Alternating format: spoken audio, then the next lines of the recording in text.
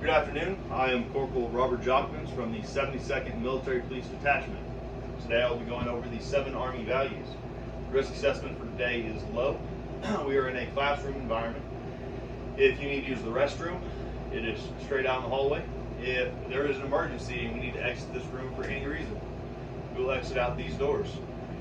If you need to use a cell phone or need to get a drink of water during my presentation, go ahead and excuse yourself and return when you are done. Our risk assessment, our classification level is unclassified.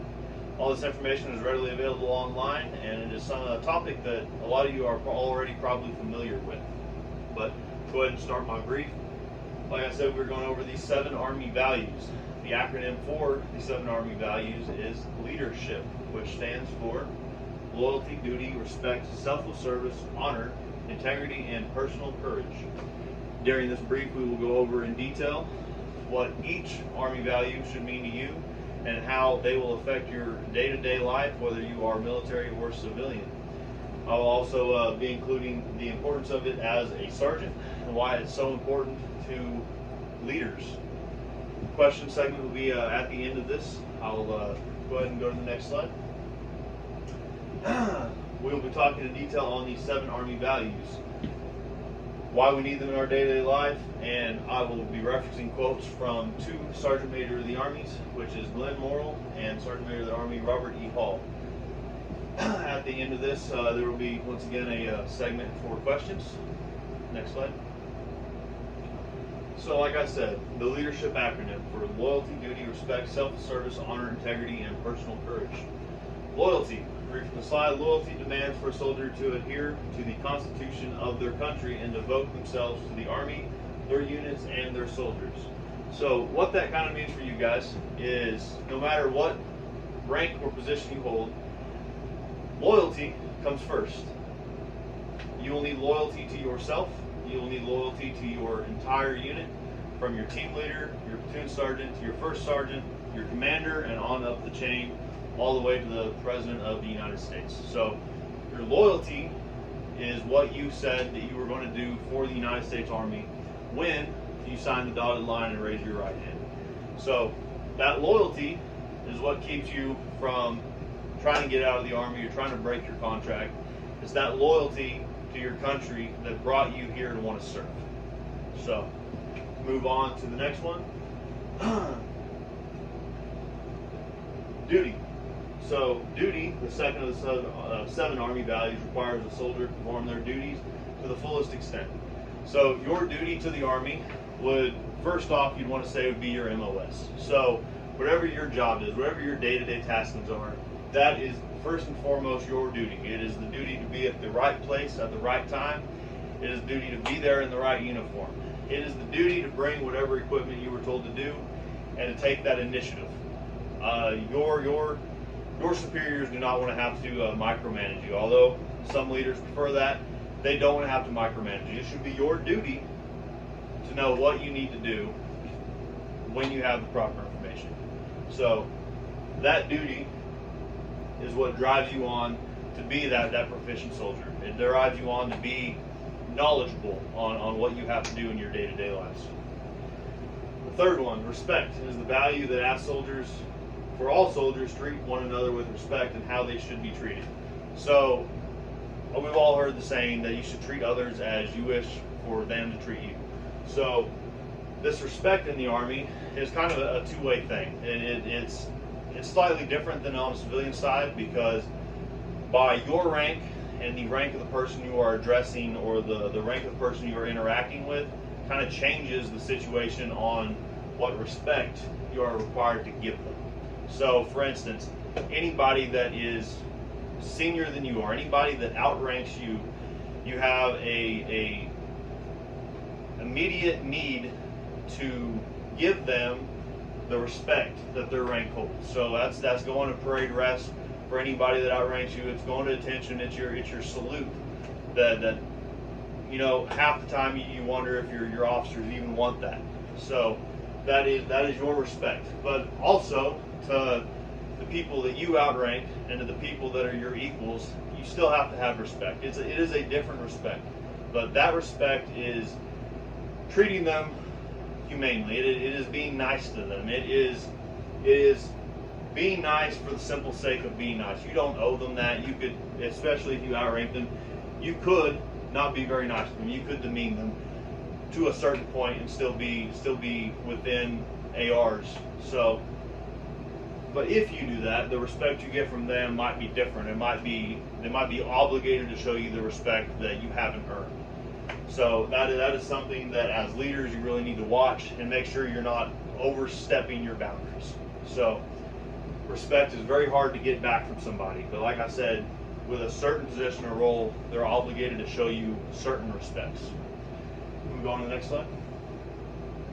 So selfless service, read from the slides again, demands ultimate contributions from every single soldier in the United States Army. So the selfless service is what you were bringing forth to the table when you signed up for the Army. When you enlisted, when you made that oath, that was the block that really is going to stick home. You are volunteering your time, first and foremost, and possibly your life for selfless service to the United States Army. But that is a big summary of it. Selfless service also needs to go down to all the different levels. It needs to be performed by the E5 sergeant that is just sitting in the motor pool, not doing anything but watching their soldiers work. That's sadly how a lot of leaders are in the Army, but it's really not correct. Selfless service is getting out there and doing your fair share of the work. It is breaking your back and putting that work in. So first and foremost, selfless service is your commitment to the Army, but you also owe your selfless service to the people around you. You need to use your time and your energy to perform these standards to your unit and your country. So, the next one, honor. This is one of those topics that we all knew we were going to get. It was kind of one of those things we all knew we were going to be a part of when we enlisted. So, honor is what we do when we remember our fallen. It is what we do when someone does a good job and we recognize them for it. We give them certain honors and etc. But honor should be something you have internally as well. You should feel pride and honor for your country, for what you have provided for your country, what your country has done in general, or your country has done for you. You should feel honored to be a part of that. It is a privilege that not a whole lot of people get for whatever reasons. There's not very many soldiers when you think about how many people fall under our United States Constitution. So that honor in itself is something not a lot of people get. So a person really needs to take pride in that honor. To go on to the next one, integrity. Integrity is a good and strong way of showing soldiers that do the right thing even when no one is watching, and can be rewarding and build character within them. So integrity, it's something that almost everybody in the Army has struggled with from time to time. I've seen it quite a bit as a military police soldier, and I'm sure anybody else in that profession would see it as well. There's quite a few people that lack integrity in our forces. So integrity, first and foremost, to summarize it, it is doing the right thing when nobody is looking. So when you are in your barracks room, when you are off post, when you're out on town, going to the clubs or something like that, your integrity should be there to tell you what you can and cannot do. It should be there to guide your moral compass to make the right choices. So failure to have integrity in the Army is oftentimes a criminal offense. So it's also the integrity that when your superiors ask something of you or ask if you've accomplished something, to not lie about it, to give a straightforward answer. I mean, if you failed at it, you failed at it. But saying so and doing so are two different things. So you need to have the integrity to at least be honest whether you were successful in your mission or not. So that your leaders can know that you have integrity to be able to give you farther assignments or farther jobs, and they would probably feel better about giving schools or any kind of perks like that to a soldier that has integrity. It is something that is very difficult to obtain for somebody that does not have it. So the personal courage. Personal courage is one of those things that I wouldn't say everyone in the Army struggles with, but when it comes time to need personal courage, it is usually pretty difficult. It requires a lot of gumption. It's one of those moments where your stomach just doesn't feel quite right, because you have to be strong on top of everything.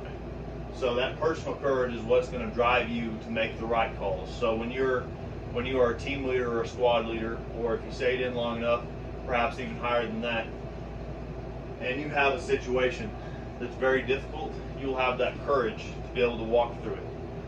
So that courage is what a lot of times our LTs and our commanders have to do. They have to take that courage and be able to make informed decisions, to put soldiers and troops in any form that they are needed where they need to be, and try to have the courage to make the correct legal choice. So it mainly applies overseas when you're actually in a combat zone. That's when that's really important. But for you yourself, you need the personal courage to be able to move forward out of a situation. So if you are in a situation where you have to make life and death choices for yourself or the people around you, you need to make the personal courage to actually be able to function in your job. You need to have that training behind that so that you can actually make smart, informed choices so that you can still accomplish mission and be able to accomplish whatever your commander has to give you. So, next slide. So the importance of the Army values, they can guide soldiers and show the best ways they can perform their duties, right?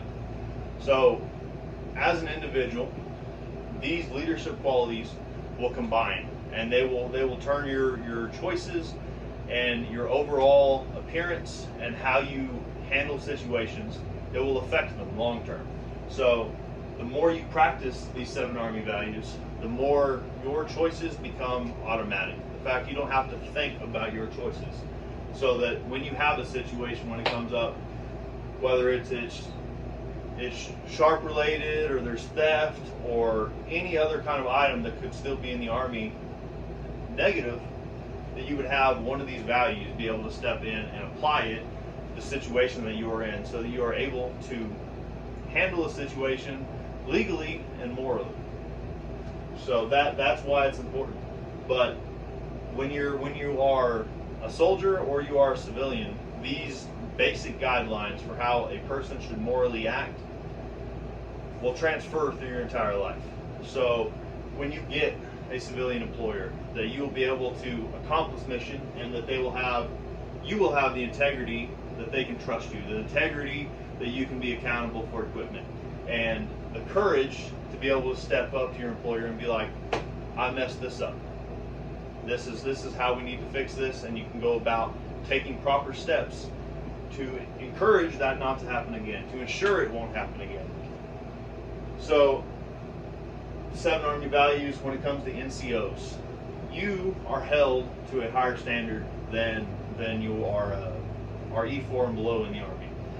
You are required by law oftentimes to make the right choices, and when you don't, they can usually hem you up, or at least get you in some type of UCMJ trouble.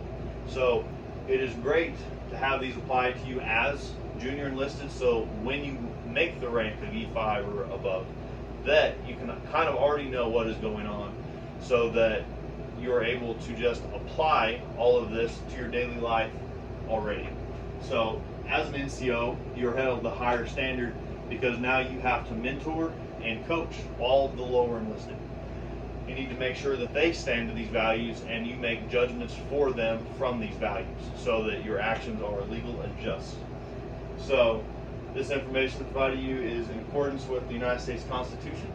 And yeah, next slide.